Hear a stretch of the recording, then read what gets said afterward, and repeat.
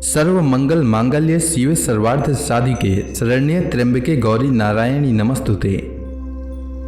माँ आदि शक्ति की कृपा सदैव आप पर बनी रहे, आपका दिन मंगलमय हो।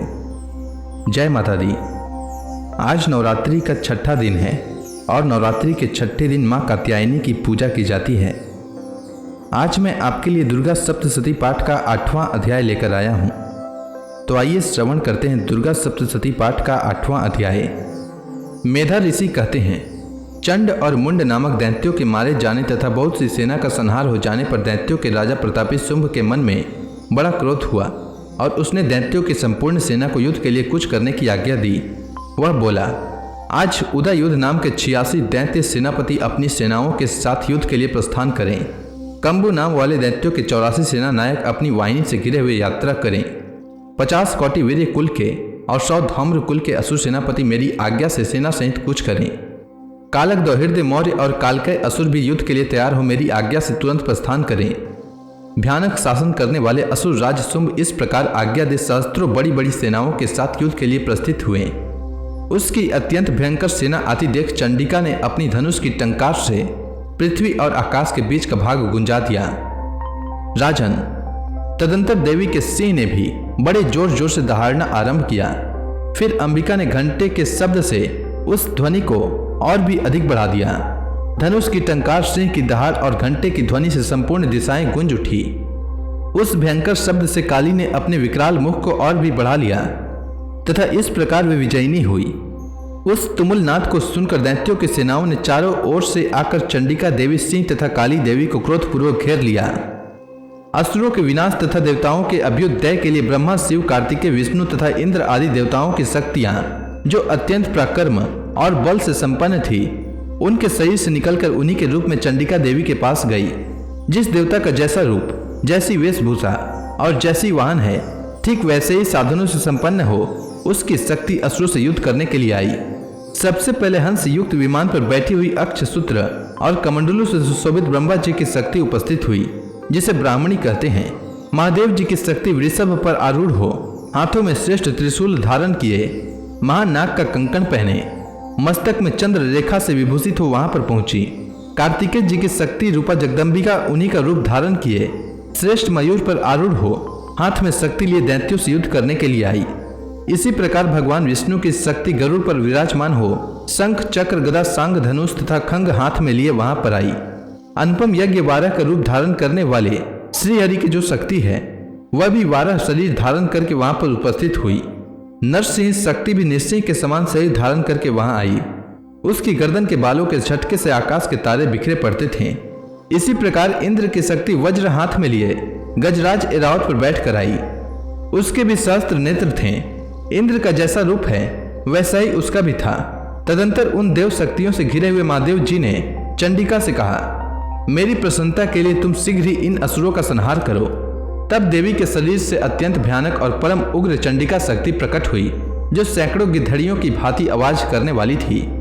उस अपराजिता देवी ने धूमिल जटा वाले महादेव जी से कहा, भगवान, आप शुंभ निशुंभ के पास दूत बनकर जाइए और उन अत्यंत गर्वीले दानव शुंभ और निशुंभ दोनों से कहिए, साथ ही उसके अतिरिक्त भी जो दानव युद्ध के लिए वहां उपस्थित हों, उनको भी यह संदेश दीजिए, दैत्यों, यदि तुम जीवित रहना चाहते हो तो पाताल को लौट जाओ। इंद्र को त्रिलोकी का राज्य मिल जाए और देवता यज्ञ भाग का उपभोग करें। यदि बल के घमंड में आकर तुम युद्ध की अभिलाषा रखते हो तो आओ, मेरी सेवाएं तुम्हारे कच्चे मांस से तृप्त हों। चूंकि उस देवी ने भगवान शिव को दूत के कार्य में नियुक्त किया था, इसलिए वह शिव दूती के नाम से संसार में विख्यात हुई। वे महादैत्य भी भगवान शिव के मुंह से देवी के वचन सुनकर क्रोध में भर गए और जहां कात्यायनी विराजमान थी उस ओर बढ़े। तदंतर वे दैत्य अमरस में भरकर पहले ही देवी के ऊपर बाण, शक्ति और रिष्टि आदि अस्त्रों की वृष्टि करने लगे। तब देवी ने भी खेल खेल में ही धनुष की टंकार से और उससे छोड़े हुए बड़े बड़े बाणों द्वारा दैत्यों के चलाए हुए बाण, शूल, शक्ति और फरसों को काट डाला। फिर काली उनके आगे होकर शत्रुओं को शूल के प्रहार से विदीर्ण करने लगी और खटवांग से उनका कचुम्बर निकालती हुई रणभूमि में विचरने लगी। ब्राह्मणी भी जिस ओर दौड़ती उसी ओर अपने कमंडल का जल छिड़क कर शत्रुओं के ओज और पराक्रम को नष्ट कर देती थी। माहेश्वरी ने त्रिशूल से तथा वैष्णवी ने चक्र से और अत्यंत क्रोध में भरी हुई कुमार कार्तिकेय की शक्ति ने शक्ति से दैत्यों का संहार आरंभ किया।